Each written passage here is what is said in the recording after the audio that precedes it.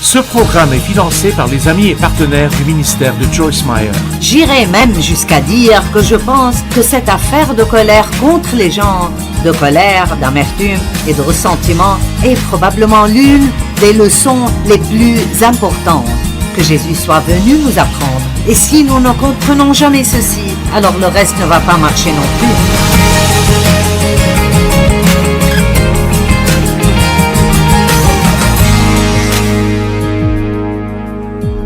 Si vous voulez augmenter la puissance dans votre vie, commencez juste à vivre sans colère et offense et voyez ce que Dieu fera pour vous. Vous savez pourquoi il vous honorera? Parce qu'il sait que c'est difficile. Mais si vous attendez qu'il soit votre défenseur, les gens ne s'en tireront pas comme ça. Dieu s'en occupera toujours et vous récompensera, mais seulement si vous le faites à sa manière. Hébreux 12:15 dit « Veillez à ce que nul ne se prive de la grâce de Dieu, à ce qu'aucune racine d'amertume ne produise du trouble, blessé, mais pas amer. » Donc il dit ici que c'est notre responsabilité en tant que frères et sœurs en Christ de veiller les uns sur les autres dans ce domaine, et nous devons être assez sages avec nos amis et les gens avec qui nous sommes. Si vous prenez un café avec quelqu'un et il vous raconte ce que quelqu'un leur a fait et à quel point ils sont mécontents, ne restez pas là à acquiescer, essayez de les dissuader. Essayez de les aider à comprendre que c'est une perte de temps, une perte du temps de Dieu, une perte de leur temps, et que cela ne résoudra en aucune manière leurs problèmes. Sinon, vous savez ce qui se passera? Ce qu'ils vous disent pénètre en vous. Et maintenant, tout à coup, vous n'aimez pas cette personne même si elle ne vous a rien fait. Tout d'abord, vous n'êtes même pas censé croire tout ce que vous entendez, sauf si ça vient de 2 ou 3 témoins fiables.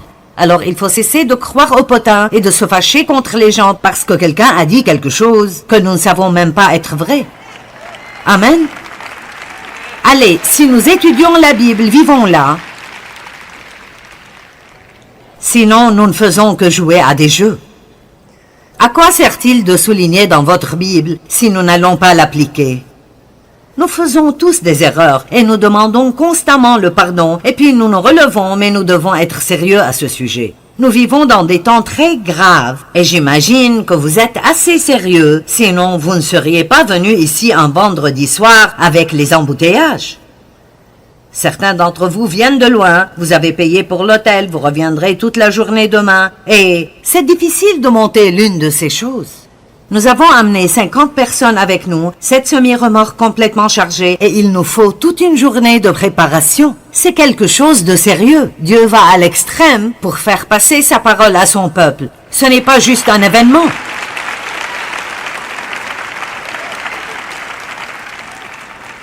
Ce n'est pas juste, je veux voir à quoi elle ressemble en personne par rapport à la télé.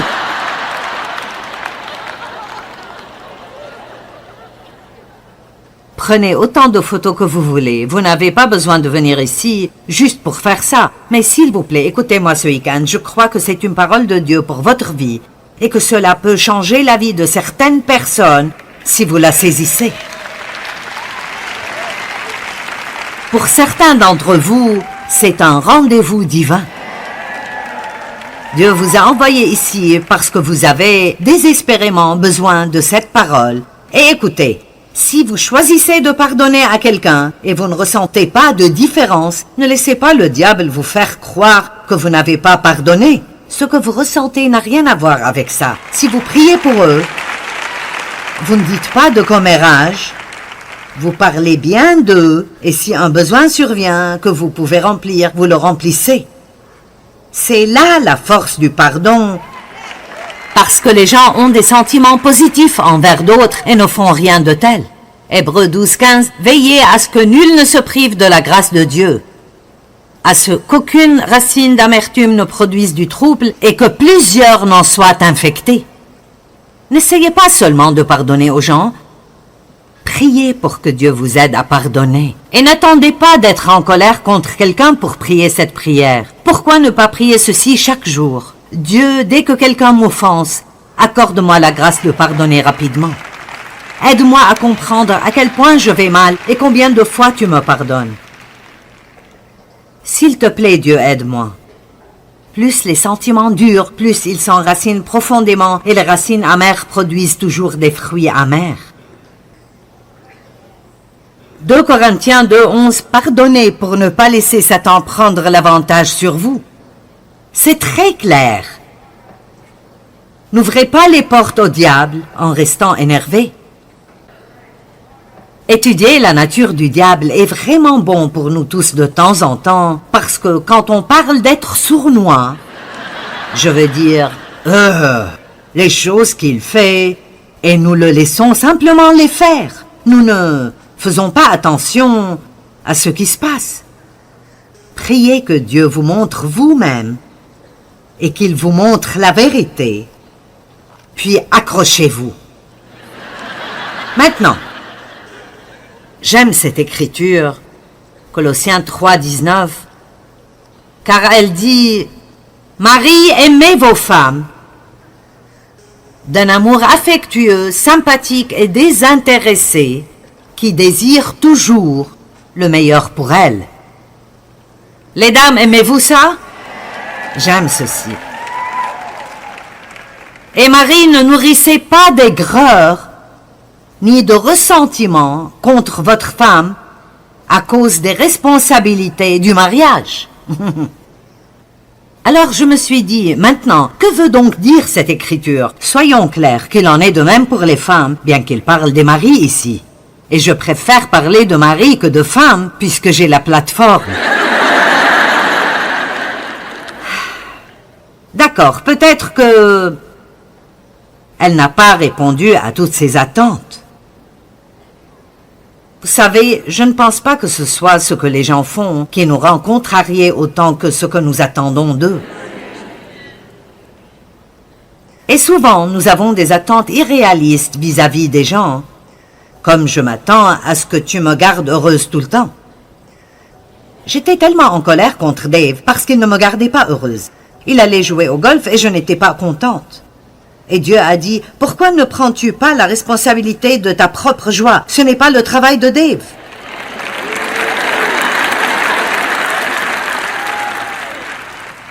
Je crois que cela pourrait libérer une femme aujourd'hui. Non, peut-être. Peut-être. Attendez-vous que quelqu'un d'autre vous garde heureuse tout le temps? C'est une attente absolument irréaliste. Et vous finirez par être amer de quelque chose que Dieu ne vous donnera jamais, parce qu'il ne veut pas que vous dépendiez des autres pour votre joie. Il veut que vous dépendiez de lui.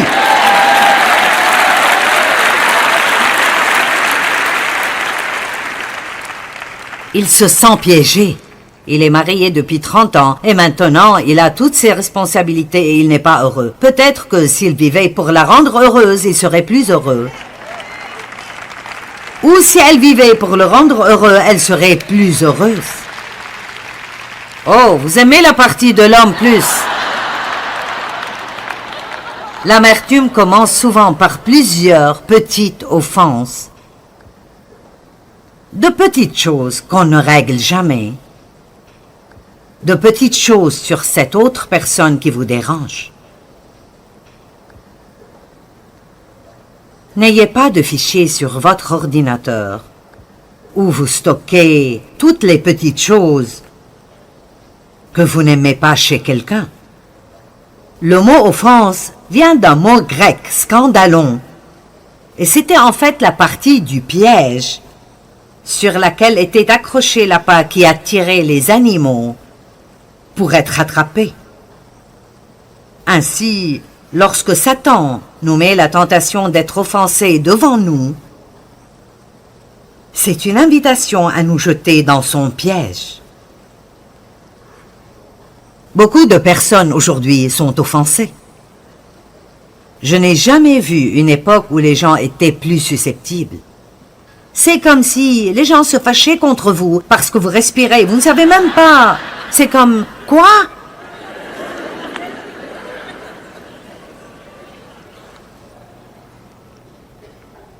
Paul a dit qu'il travaillait vraiment avec Dieu pour s'assurer que son cœur était sans offense envers Dieu et l'homme. C'est quelque chose dont nous pouvons nous occuper chaque jour dans nos prières. Mon Dieu, est-ce que je suis en colère contre quelqu'un? Montre-moi. Est-ce que je n'ai pas complètement pardonné à quelqu'un? Ai-je une offense dans mon cœur? Votre journée serait meilleure si vous vous occupiez de tout cela tôt le matin et vous en finissiez. Allez! Matthieu chapitre 24 est un chapitre de la Bible sur les signes de la fin des temps. Vous avez toutes ces guerres et ces rumeurs de guerre, de famine et de tremblements de terre et toutes ces choses différentes. Mais il y a quelques écritures, versets 10 et verset 12, auxquelles nous ne prêtons pas suffisamment attention. Le verset 10 dit, « Dans les derniers jours, plusieurs seront offensés et succomberont et tomberont. » Jésus s'est appelé lui-même un rocher de scandale sur lequel les hommes ont trébuché.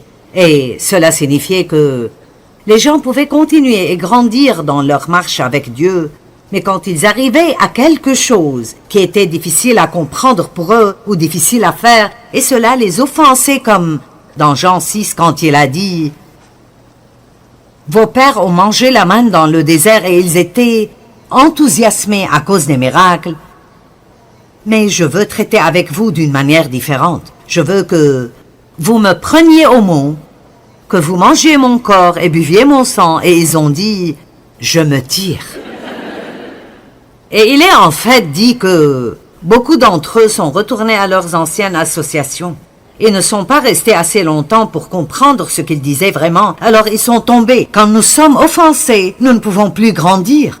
Vous comprenez cela? Tant que vous êtes en colère, vous ne grandirez pas spirituellement. Tant que vous êtes offensé, vous pouvez aller à l'église 6 fois par semaine, vous ne grandissez pas spirituellement. Vous pouvez entendre toutes sortes de bonnes choses, mais vous ne pouvez pas les garder à l'intérieur de vous-même parce que c'est une question très importante.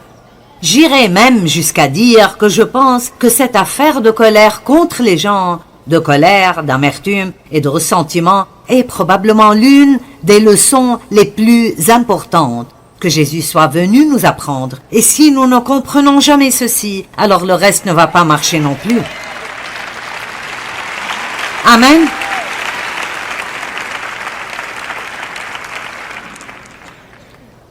Et le verset 12 dit, « La charité du plus grand nombre se refroidira dans les derniers jours. » Et c'est ce que Satan veut. Il veut une forteresse d'amour froid. Il ne veut pas que nous nous aimions parce que notre pouvoir est là. Nous devons aimer les autres inconditionnellement et pour faire ça, nous devons être bons dans la miséricorde. Amen. Parfois nous disons, bon, je te pardonnerai, mais je n'oublierai jamais. Eh bien, voici une petite histoire. Un prêtre aux Philippines portait le fardeau d'un péché secret qu'il avait commis de nombreuses années auparavant. Il s'était repenti, mais il n'avait pas ressenti le pardon de Dieu. Dans son église se trouvait une femme qui disait avoir des visions dans lesquelles elle parlait avec Christ. Le prêtre était sceptique concernant cette femme, mais pour la tester, il a dit, « La prochaine fois que tu parleras avec Christ, je veux que tu lui demandes quel péché ton prêtre avait commis quand il était au séminaire. » Et la femme a accepté de le faire. Quelques jours plus tard, le prêtre a demandé, « Est-ce que le Christ t'a parlé ?» Elle lui a dit, « Oui. »« Est-ce que tu lui as demandé quel péché j'avais commis quand j'étais au séminaire ?»« Oui, je l'ai fait. » Eh bien, qu'est-ce qu'il a dit? Elle a dit, « Je ne me souviens pas. »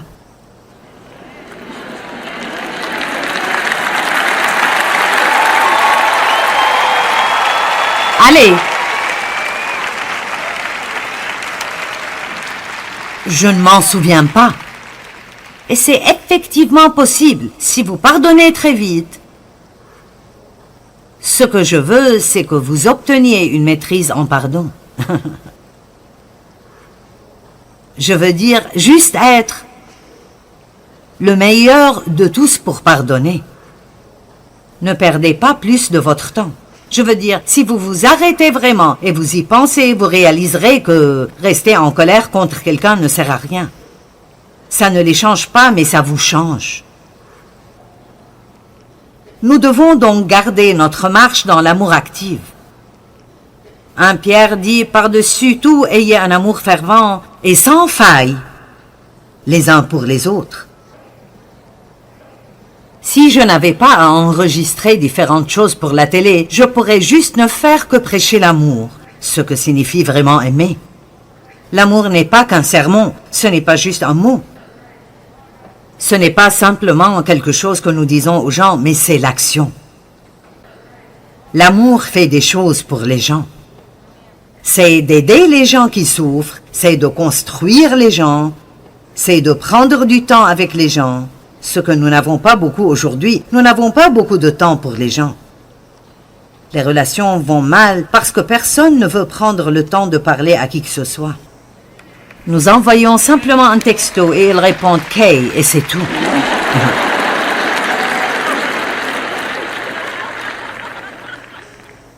Vous ne recevrez probablement pas un texto de ma part, mais si je vous envoie un texto, ne me renvoyez pas de message qui dit « Kay ». Je veux dire, si nous sommes trop paresseux pour même dire « d'accord »,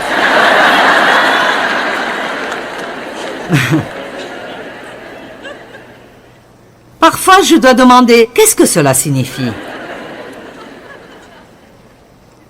Vous êtes d'accord? Nous sommes tellement pressés que nous ne pouvons même pas écrire une phrase. Ayez un amour fervent les uns pour les autres, car l'amour recouvre une multitude de péchés.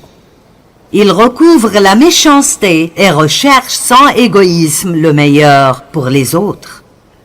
Il y a une version mise à jour de la Bible amplifiée que j'aime et qui utilise l'expression « l'amour cherche d'une façon désintéressée le meilleur pour son prochain ». L'amour est déversé dans nos cœurs par le Saint-Esprit, mais nous pouvons soit le garder vivant ou le laisser refroidir. Et cela a été très important pour moi au cours des 12 ou 15 dernières années de ma vie, et je le partage souvent, et je n'ai pas l'intention de m'arrêter. Si vous voulez que votre amour soit stimulé, vous devez faire certaines choses. Premièrement, demandez à Dieu tous les jours ce que vous pouvez faire pour les autres. N'attendez pas 3 prophéties, 2 sons de trompette et l'apparition d'un ange. Maintenant, mon Dieu, si tu veux vraiment que je les aide, je veux dire, si tu le veux vraiment, écoutez ce que les gens disent qu'ils ont besoin et donnez-le leur. Arrêtez de demander à Dieu de faire des choses pour les gens que vous pourriez faire vous-même. Mon Dieu, ma belle est en retard sur son loyer, elle a besoin d'aide. Eh bien, et si vous retiriez 100 $ de votre poche et l'aidiez, eh bien, j'ai d'autres plans pour mon argent. Allez, est-ce que je dis la vérité? Je dis la vérité.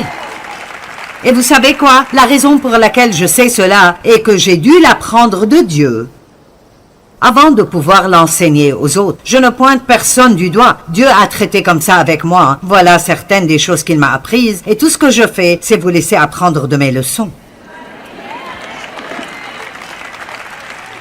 Mettez de côté une somme d'argent chaque mois, au-delà de vos dons habituels. Maintenant, allez, je vous donne un devoir. Mettez de côté une somme d'argent chaque mois au-delà de vos dons habituels et ce ne sera pas de l'argent pour lequel vous obtiendrez une réduction d'impôt. Vous savez, ce sera juste de l'argent pour bénir les gens. Ce sera peut-être quelqu'un de pauvre et ce ne le sera peut-être pas. Quelqu'un qui n'est pas pauvre a aussi besoin d'être béni. Je veux dire, la personne la plus riche que vous connaissez a peut-être besoin d'une bénédiction plus grande que quiconque. Car lorsque les gens ont beaucoup, les gens veulent habituellement toujours quelque chose d'eux et personne ne pense à leur donner. Allez, ai-je raison? Cherchez des occasions d'être une bénédiction. Je veux dire, soyez déterminés. Dites, je ne laisserai pas passer un jour de ma vie sans bénir quelqu'un. Je n'arrive pas à faire ça tous les jours, mais chaque jour, j'essaye de donner quelque chose. Quelque chose. Quelque chose de mon armoire. Vous savez combien de choses que vous avez chez vous pourraient être une bénédiction pour quelqu'un d'autre et vous les laissez au cas où? Et si cette situation vient, vous ne saurez plus où il est. Et vous irez quand même en acheter un autre. Allez, je vous dis la vérité. Vous comprenez bien là-bas?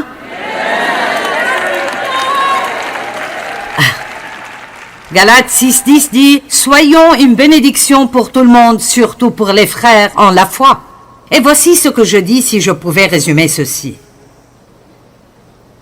Au lieu d'être en colère, amer, offensé et énervé, même secrètement en colère, je t'aime de l'amour du Seigneur, mais chaque fois que je te vois, c'est... Allez, laissez-moi vous voir faire ça. Oh, je le fais bien mieux que vous. Vous savez, c'est un sentiment que nous avons, n'est-ce pas? Oh, fallait-il que tu viennes?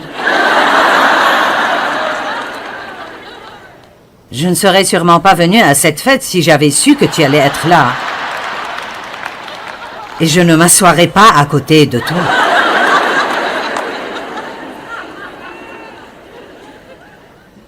Je peux vous dire quelque chose. Votre petite visite le dimanche matin n'intéresse pas autant Dieu que la façon dont vous vivez le reste de votre vie toute la semaine.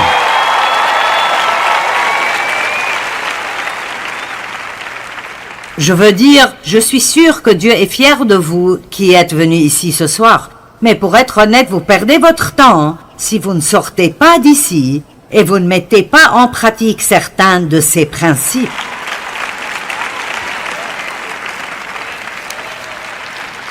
Je ne veux être en colère contre personne. La colère est fatigante. La Bible dit dans Proverbe 19:11, « L'homme qui a de la sagesse et du bon sens est lent à la colère, et il met sa gloire à oublier les offenses et à ne pas rechercher la vengeance et porter du ressentiment. » D'accord, vous savez ce que le mot gloire signifie? C'est sa gloire d'oublier les offenses. Cela signifie l'excellence manifestée de Dieu. Donc si je peux traduire cela correctement, c'est un honneur et ça produira l'excellence manifeste de Dieu dans votre vie si vous oubliez une transgression ou une offense et ne cherchez pas la vengeance ni le ressentiment. Vous attendez-vous à ce que Dieu fasse de grandes choses pour vous? Combien d'entre vous attendent que Dieu fasse de grandes choses pour vous? Je veux dire, vous voulez vraiment une grosse faveur? Je le veux, mais vous savez quoi? Je sais que je ne l'aurai jamais si je ne reste pas libéré de cela. Ne soyez pas sous son emprise, c'est le diable. Ne soyez pas sous son emprise. Eh bien, vous êtes allongé dans votre lit la nuit et une idée vous passe par la tête.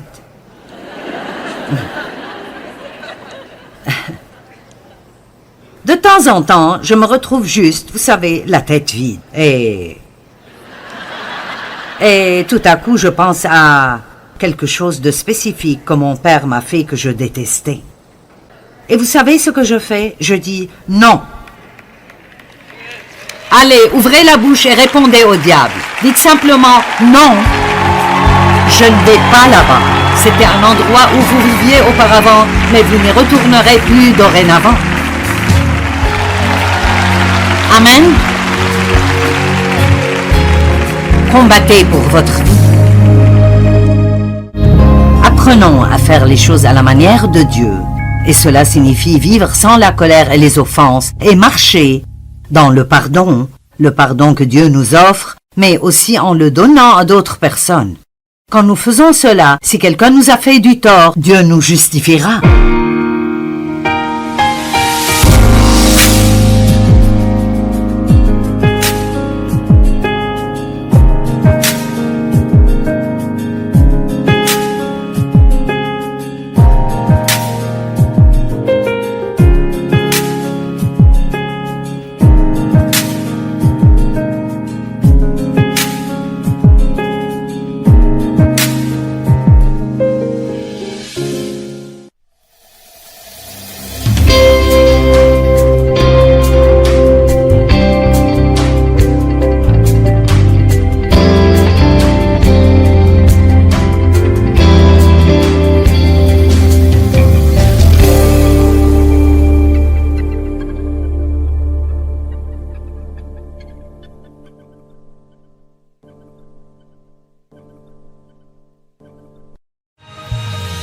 Ce programme est financé par les amis et partenaires du ministère de Joyce Meyer. J'irai même jusqu'à dire que je pense que cette affaire de colère contre les gens, de colère, d'amertume et de ressentiment est probablement l'une des leçons les plus importantes que Jésus soit venu nous apprendre. Et si nous ne comprenons jamais ceci, alors le reste ne va pas marcher non plus.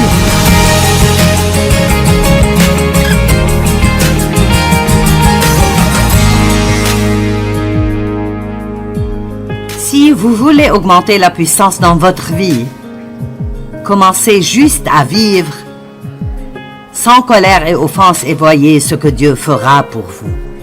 Vous savez pourquoi il vous honorera? Parce qu'il sait que c'est difficile.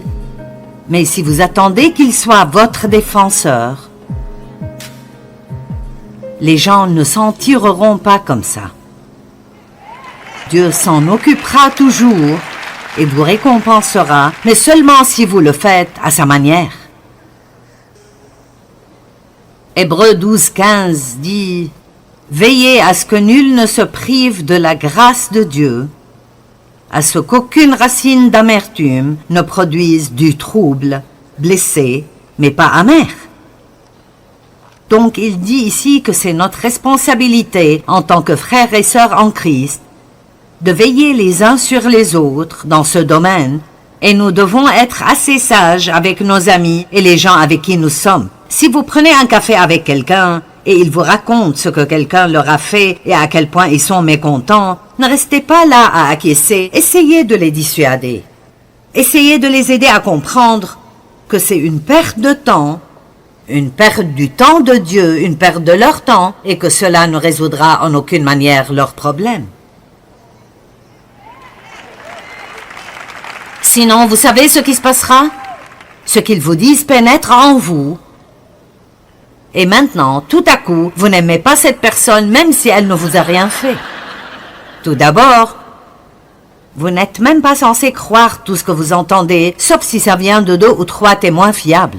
Alors il faut cesser de croire au potin et de se fâcher contre les gens parce que quelqu'un a dit quelque chose que nous ne savons même pas être vrai.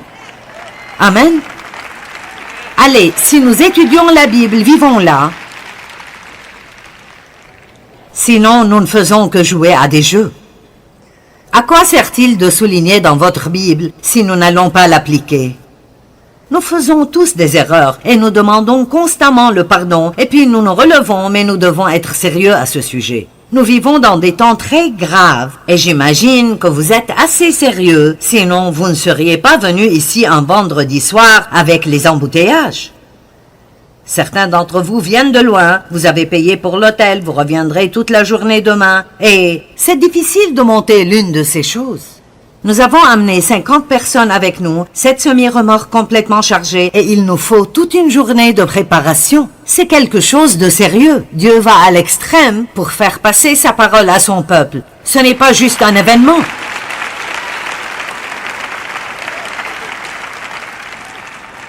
Ce n'est pas juste, je veux voir à quoi elle ressemble en personne par rapport à la télé.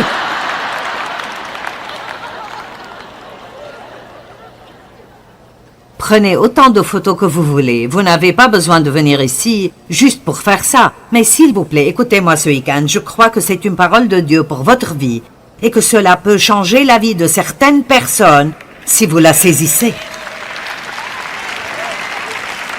Pour certains d'entre vous, c'est un rendez-vous divin. Dieu vous a envoyé ici parce que vous avez désespérément besoin de cette parole. Et écoutez, si vous choisissez de pardonner à quelqu'un et vous ne ressentez pas de différence, ne laissez pas le diable vous faire croire que vous n'avez pas pardonné. Ce que vous ressentez n'a rien à voir avec ça. Si vous priez pour eux, vous ne dites pas de commérage, vous parlez bien d'eux et si un besoin survient que vous pouvez remplir, vous le remplissez. C'est là la force du pardon. Parce que les gens ont des sentiments positifs envers d'autres et ne font rien de tel. Hébreux 12:15, veillez à ce que nul ne se prive de la grâce de Dieu, à ce qu'aucune racine d'amertume ne produise du trouble et que plusieurs n'en soient infectés. N'essayez pas seulement de pardonner aux gens, Priez pour que Dieu vous aide à pardonner. Et n'attendez pas d'être en colère contre quelqu'un pour prier cette prière. Pourquoi ne pas prier ceci chaque jour? Dieu, dès que quelqu'un m'offense, accorde-moi la grâce de pardonner rapidement. Aide-moi à comprendre à quel point je vais mal et combien de fois tu me pardonnes. S'il te plaît, Dieu, aide-moi. Plus les sentiments durent, plus ils s'enracinent profondément et les racines amères produisent toujours des fruits amers. 2 Corinthiens 2:11, pardonnez pour ne pas laisser Satan prendre l'avantage sur vous. C'est très clair. N'ouvrez pas les portes au diable en restant énervé. Étudier la nature du diable est vraiment bon pour nous tous de temps en temps, parce que quand on parle d'être sournois, je veux dire, les choses qu'il fait, et nous le laissons simplement les faire. Nous ne faisons pas attention à ce qui se passe. Priez que Dieu vous montre vous-même, et qu'il vous montre la vérité, puis accrochez-vous.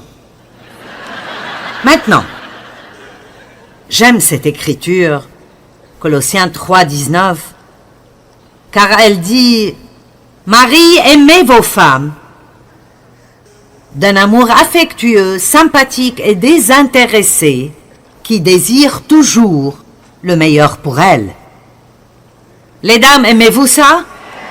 J'aime ceci. Et Marie, ne nourrissez pas d'aigreur ni de ressentiment contre votre femme à cause des responsabilités du mariage. Alors je me suis dit, maintenant, que veut donc dire cette écriture? Soyons clairs qu'il en est de même pour les femmes, bien qu'il parle des maris ici.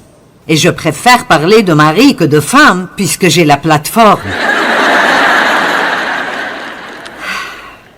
D'accord, peut-être que elle n'a pas répondu à toutes ces attentes. Vous savez, je ne pense pas que ce soit ce que les gens font qui nous rend contrariés autant que ce que nous attendons d'eux. Et souvent, nous avons des attentes irréalistes vis-à-vis des gens, comme je m'attends à ce que tu me gardes heureuse tout le temps.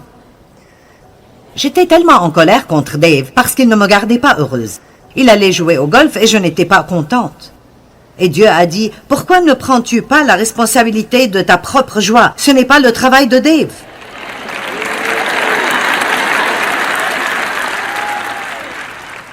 Je crois que cela pourrait libérer une femme aujourd'hui.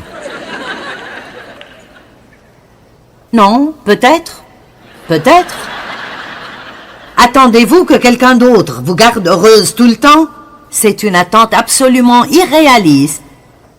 Et vous finirez par être amer de quelque chose que Dieu ne vous donnera jamais, parce qu'il ne veut pas que vous dépendiez des autres pour votre joie. Il veut que vous dépendiez de lui.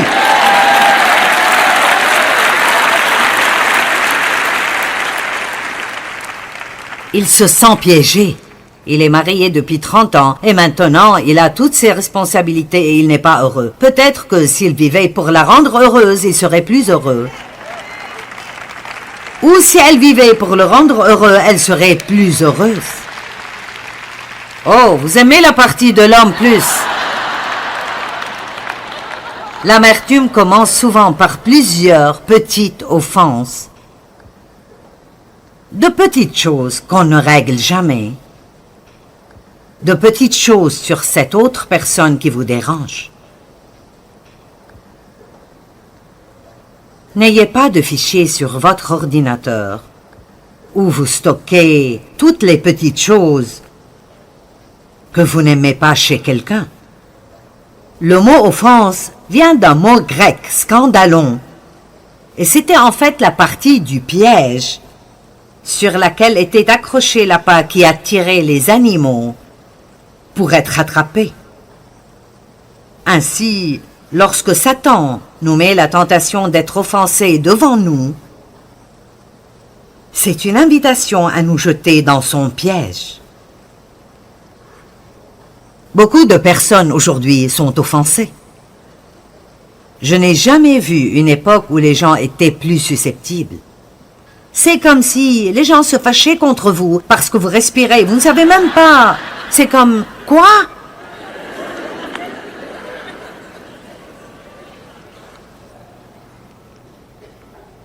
Paul a dit qu'il travaillait vraiment avec Dieu pour s'assurer que son cœur était sans offense envers Dieu et l'homme. C'est quelque chose dont nous pouvons nous occuper chaque jour dans nos prières. Mon Dieu, est-ce que je suis en colère contre quelqu'un? Montre-moi. Est-ce que je n'ai pas complètement pardonné à quelqu'un? Ai-je une offense dans mon cœur? Votre journée serait meilleure si vous vous occupiez de tout cela tôt le matin et vous en finissiez. Allez! Matthieu chapitre 24 est un chapitre de la Bible sur les signes de la fin des temps. Vous avez toutes ces guerres et ces rumeurs de guerre, de famine et de tremblements de terre et toutes ces choses différentes. Mais il y a quelques écritures, versets 10 et verset 12, auxquelles nous ne prêtons pas suffisamment attention. Le verset 10 dit, « Dans les derniers jours, plusieurs seront offensés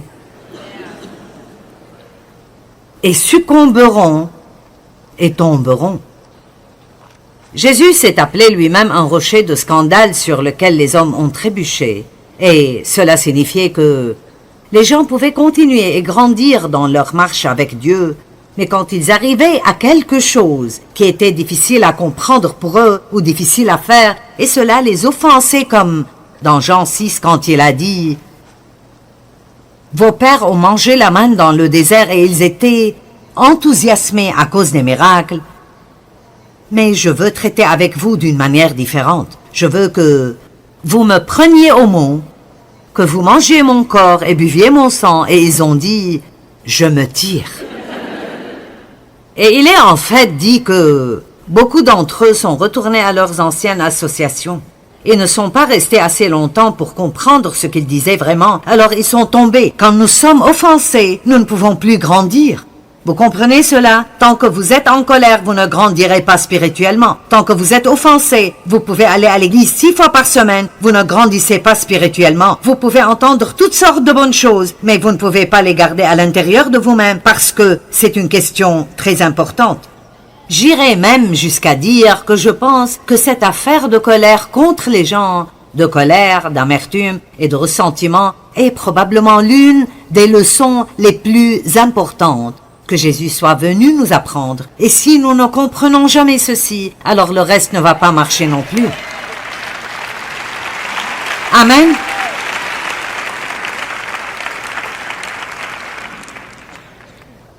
Et le verset 12 dit, « La charité du plus grand nombre se refroidira dans les derniers jours. » Et c'est ce que Satan veut. Il veut une forteresse d'amour froid. Il ne veut pas que nous nous aimions parce que notre pouvoir est là. Nous devons aimer les autres inconditionnellement et pour faire ça, nous devons être bons dans la miséricorde. Amen. Parfois nous disons, bon, je te pardonnerai, mais je n'oublierai jamais. Eh bien, voici une petite histoire. Un prêtre aux Philippines portait le fardeau d'un péché secret qu'il avait commis de nombreuses années auparavant. Il s'était repenti, mais il n'avait pas ressenti le pardon de Dieu. Dans son église se trouvait une femme qui disait avoir des visions dans lesquelles elle parlait avec Christ. Le prêtre était sceptique concernant cette femme, mais pour la tester, il a dit, « La prochaine fois que tu parleras avec Christ, je veux que tu lui demandes quel péché ton prêtre avait commis quand il était au séminaire. » Et la femme a accepté de le faire. Quelques jours plus tard, le prêtre a demandé, « Est-ce que le Christ t'a parlé ?» Elle lui a dit, « Oui. »« Est-ce que tu lui as demandé quel péché j'avais commis quand j'étais au séminaire ?»« Oui, je l'ai fait. » Eh bien, qu'est-ce qu'il a dit? Elle a dit, « Je ne me souviens pas. »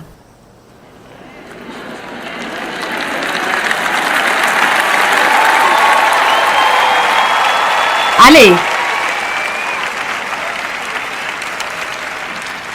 Je ne m'en souviens pas. Et c'est effectivement possible si vous pardonnez très vite. Ce que je veux, c'est que vous obteniez une maîtrise en pardon. Je veux dire, juste être le meilleur de tous pour pardonner. Ne perdez pas plus de votre temps. Je veux dire, si vous vous arrêtez vraiment et vous y pensez, vous réaliserez que rester en colère contre quelqu'un ne sert à rien. Ça ne les change pas, mais ça vous change. Nous devons donc garder notre marche dans l'amour actif. 1 Pierre dit, par-dessus tout, ayez un amour fervent et sans faille, les uns pour les autres. Si je n'avais pas à enregistrer différentes choses pour la télé, je pourrais juste ne faire que prêcher l'amour, ce que signifie vraiment aimer. L'amour n'est pas qu'un sermon, ce n'est pas juste un mot. Ce n'est pas simplement quelque chose que nous disons aux gens, mais c'est l'action. L'amour fait des choses pour les gens. C'est d'aider les gens qui souffrent, c'est de construire les gens, c'est de prendre du temps avec les gens. Ce que nous n'avons pas beaucoup aujourd'hui, nous n'avons pas beaucoup de temps pour les gens. Les relations vont mal parce que personne ne veut prendre le temps de parler à qui que ce soit. Nous envoyons simplement un texto et ils répondent « Kay » et c'est tout.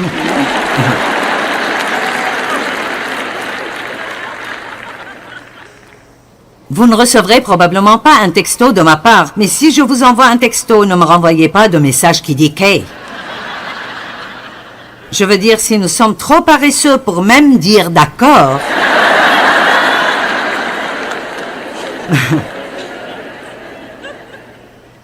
parfois je dois demander, qu'est-ce que cela signifie? Vous êtes d'accord? Nous sommes tellement pressés que nous ne pouvons même pas écrire une phrase. Ayez un amour fervent les uns pour les autres, car l'amour recouvre une multitude de péchés. Il recouvre la méchanceté et recherche sans égoïsme le meilleur pour les autres. Il y a une version mise à jour de la Bible amplifiée que j'aime et qui utilise l'expression « l'amour cherche d'une façon désintéressée le meilleur pour son prochain ». L'amour est déversé dans nos cœurs par le Saint-Esprit, mais nous pouvons soit le garder vivant ou le laisser refroidir. Et cela a été très important pour moi au cours des 12 ou 15 dernières années de ma vie, et je le partage souvent, et je n'ai pas l'intention de m'arrêter. Si vous voulez que votre amour soit stimulé, vous devez faire certaines choses. Premièrement, demandez à Dieu tous les jours ce que vous pouvez faire pour les autres. N'attendez pas 3 prophéties, 2 sons de trompette et l'apparition d'un ange. Maintenant, mon Dieu, si tu veux vraiment que je les aide, je veux dire, si tu le veux vraiment, écoutez ce que les gens disent qu'ils ont besoin et donnez-le leur. Arrêtez de demander à Dieu de faire des choses pour les gens que vous pourriez faire vous-même. Mon Dieu, ma belle est en retard sur son loyer, elle a besoin d'aide. Eh bien, et si vous retiriez 100 $ de votre poche Lédier, eh bien, j'ai d'autres plans pour mon argent. Allez, est-ce que je dis la vérité? Je dis la vérité. Et vous savez quoi? La raison pour laquelle je sais cela est que j'ai dû l'apprendre de Dieu avant de pouvoir l'enseigner aux autres. Je ne pointe personne du doigt. Dieu a traité comme ça avec moi. Voilà certaines des choses qu'il m'a apprises. Et tout ce que je fais, c'est vous laisser apprendre de mes leçons. Mettez de côté une somme d'argent chaque mois, au-delà de vos dons habituels. Maintenant, allez, je vous donne un devoir. Mettez de côté une somme d'argent chaque mois au-delà de vos dons habituels et ce ne sera pas de l'argent pour lequel vous obtiendrez une réduction d'impôt. Vous savez, ce sera juste de l'argent pour bénir les gens. Ce sera peut-être quelqu'un de pauvre et ce ne le sera peut-être pas. Quelqu'un qui n'est pas pauvre a aussi besoin d'être béni. Je veux dire, la personne la plus riche que vous connaissez a peut-être besoin d'une bénédiction plus grande que quiconque. Car lorsque les gens ont beaucoup, les gens veulent habituellement toujours quelque chose d'eux et personne ne pense à leur donner. Allez, ai-je raison? Cherchez des occasions d'être une bénédiction. Je veux dire, soyez déterminés. Dites, je ne laisserai pas passer un jour de ma vie sans bénir quelqu'un. Je n'arrive pas à faire ça tous les jours, mais chaque jour, j'essaye de donner quelque chose. Quelque chose. Quelque chose de mon armoire. Vous savez combien de choses que vous avez chez vous pourraient être une bénédiction pour quelqu'un d'autre et vous les laissez au cas où? Et si cette situation vient, vous ne saurez plus où il est. Et vous irez quand même en acheter un autre. Allez, je vous dis la vérité. Vous comprenez bien là-bas?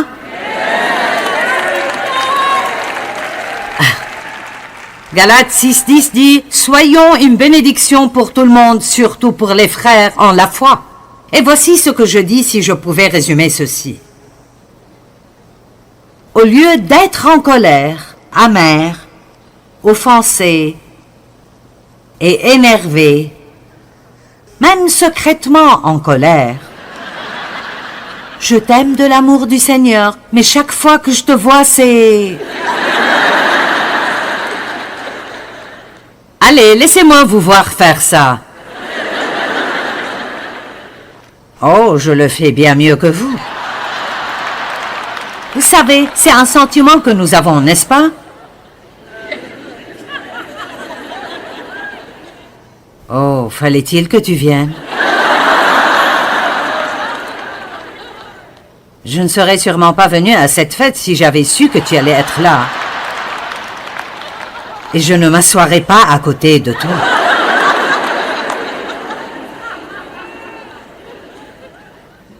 Je peux vous dire quelque chose. Votre petite visite le dimanche matin n'intéresse pas autant Dieu que la façon dont vous vivez le reste de votre vie toute la semaine.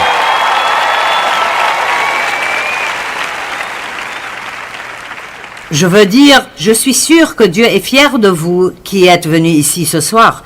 Mais pour être honnête, vous perdez votre temps si vous ne sortez pas d'ici et vous ne mettez pas en pratique certains de ces principes.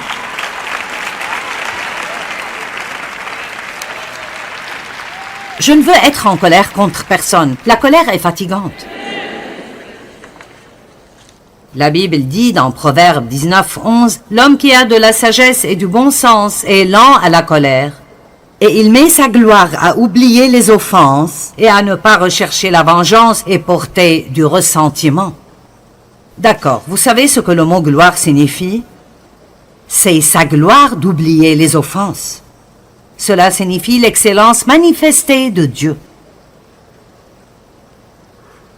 Donc si je peux traduire cela correctement, c'est un honneur et ça produira l'excellence manifeste de Dieu dans votre vie si vous oubliez une transgression ou une offense et ne cherchez pas la vengeance ni le ressentiment.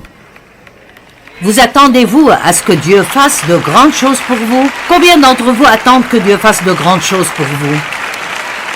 Je veux dire, vous voulez vraiment une grosse faveur? Je le veux, mais vous savez quoi? Je sais que je ne l'aurai jamais si je ne reste pas libéré de cela. Ne soyez pas sous son emprise, c'est le diable. Ne soyez pas sous son emprise. Eh bien, vous êtes allongé dans votre lit la nuit et une idée vous passe par la tête.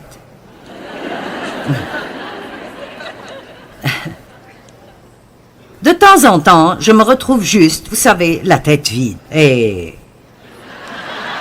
Et tout à coup, je pense à quelque chose de spécifique que mon père m'a fait que je détestais. Et vous savez ce que je fais? Je dis non. Allez, ouvrez la bouche et répondez au diable. Dites simplement non. Je ne vais pas là-bas.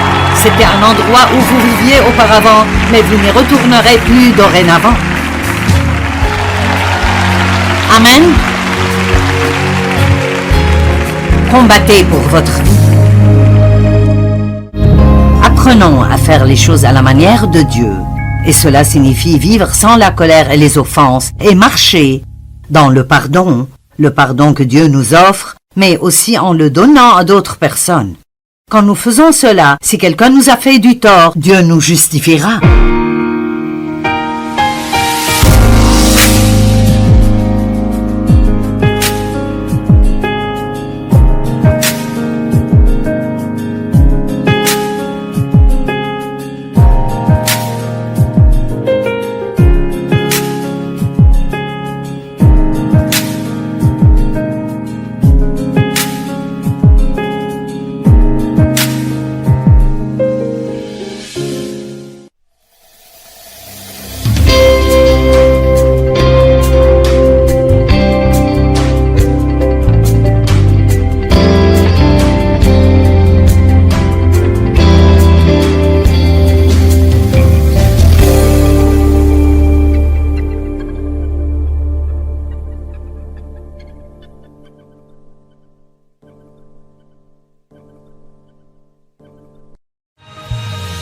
Ce programme est financé par les amis et partenaires du ministère de Joyce Meyer. J'irai même jusqu'à dire que je pense que cette affaire de colère contre les gens, de colère, d'amertume et de ressentiment est probablement l'une des leçons les plus importantes que Jésus soit venu nous apprendre. Et si nous ne comprenons jamais ceci, alors le reste ne va pas marcher non plus.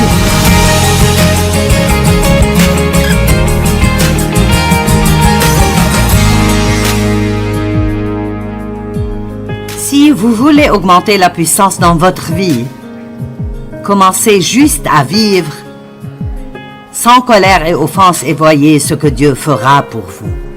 Vous savez pourquoi il vous honorera? Parce qu'il sait que c'est difficile. Mais si vous attendez qu'il soit votre défenseur, les gens ne s'en tireront pas comme ça. Dieu s'en occupera toujours et vous récompensera, mais seulement si vous le faites à sa manière. Hébreux 12:15 dit « Veillez à ce que nul ne se prive de la grâce de Dieu, à ce qu'aucune racine d'amertume ne produise du trouble, blessé, mais pas amer. » Donc il dit ici que c'est notre responsabilité en tant que frères et sœurs en Christ de veiller les uns sur les autres dans ce domaine, et nous devons être assez sages avec nos amis et les gens avec qui nous sommes. Si vous prenez un café avec quelqu'un et il vous raconte ce que quelqu'un leur a fait et à quel point ils sont mécontents, ne restez pas là à acquiescer, essayez de les dissuader. Essayez de les aider à comprendre que c'est une perte de temps, une perte du temps de Dieu, une perte de leur temps, et que cela ne résoudra en aucune manière leurs problèmes. Sinon, vous savez ce qui se passera? Ce qu'ils vous disent pénètre en vous. Et maintenant, tout à coup, vous n'aimez pas cette personne même si elle ne vous a rien fait. Tout d'abord, vous n'êtes même pas censé croire tout ce que vous entendez, sauf si ça vient de 2 ou 3 témoins fiables. Alors il faut cesser de croire au potin et de se fâcher contre les gens parce que quelqu'un a dit quelque chose que nous ne savons même pas être vrai. Amen. Allez, si nous étudions la Bible, vivons-la. Sinon, nous ne faisons que jouer à des jeux. À quoi sert-il de souligner dans votre Bible si nous n'allons pas l'appliquer? Nous faisons tous des erreurs et nous demandons constamment le pardon et puis nous nous relevons, mais nous devons être sérieux à ce sujet. Nous vivons dans des temps très graves et j'imagine que vous êtes assez sérieux, sinon vous ne seriez pas venus ici un vendredi soir avec les embouteillages. Certains d'entre vous viennent de loin, vous avez payé pour l'hôtel, vous reviendrez toute la journée demain et c'est difficile de monter l'une de ces choses. Nous avons amené 50 personnes avec nous, 7 semi-remorques complètement chargées et il nous faut toute une journée de préparation. C'est quelque chose de sérieux. Dieu va à l'extrême pour faire passer sa parole à son peuple. Ce n'est pas juste un événement.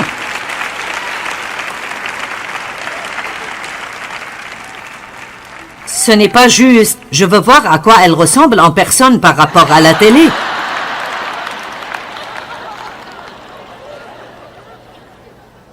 Prenez autant de photos que vous voulez. Vous n'avez pas besoin de venir ici juste pour faire ça. Mais s'il vous plaît, écoutez-moi ce week-end. Je crois que c'est une parole de Dieu pour votre vie et que cela peut changer la vie de certaines personnes si vous la saisissez.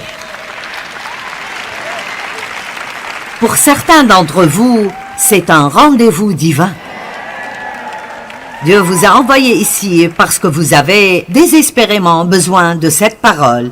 Et écoutez, si vous choisissez de pardonner à quelqu'un et vous ne ressentez pas de différence, ne laissez pas le diable vous faire croire que vous n'avez pas pardonné. Ce que vous ressentez n'a rien à voir avec ça. Si vous priez pour eux, vous ne dites pas de commérage, vous parlez bien d'eux et si un besoin survient que vous pouvez remplir, vous le remplissez. C'est là la force du pardon. Parce que les gens ont des sentiments positifs envers d'autres et ne font rien de tel.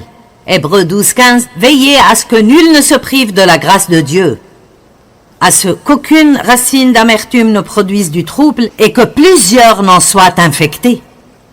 N'essayez pas seulement de pardonner aux gens, Priez pour que Dieu vous aide à pardonner. Et n'attendez pas d'être en colère contre quelqu'un pour prier cette prière. Pourquoi ne pas prier ceci chaque jour? Dieu, dès que quelqu'un m'offense, accorde-moi la grâce de pardonner rapidement. Aide-moi à comprendre à quel point je vais mal et combien de fois tu me pardonnes.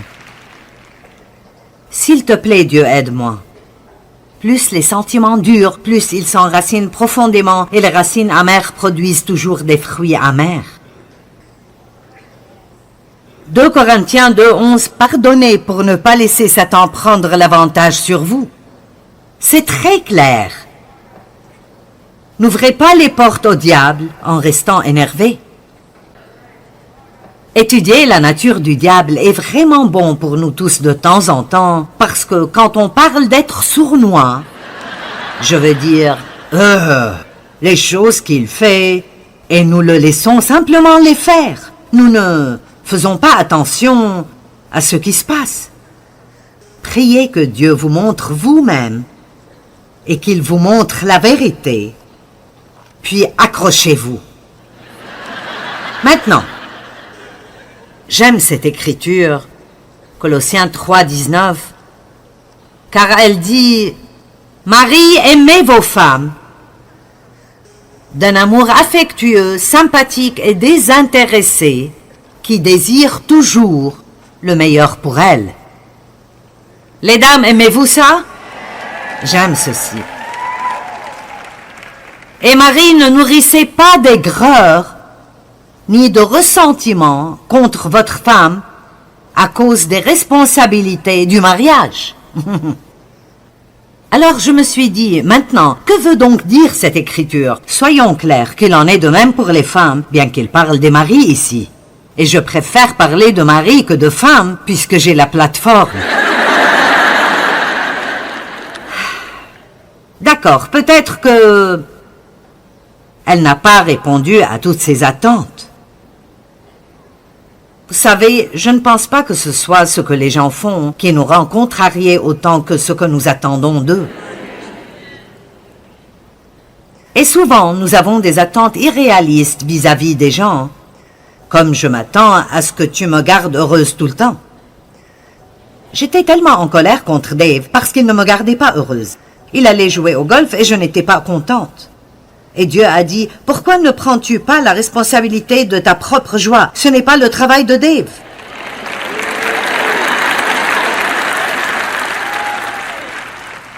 Je crois que cela pourrait libérer une femme aujourd'hui.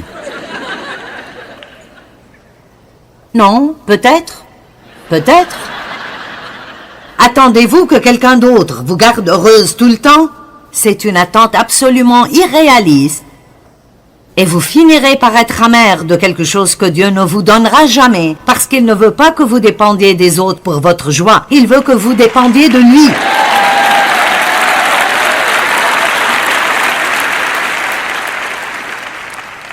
Il se sent piégé. Il est marié depuis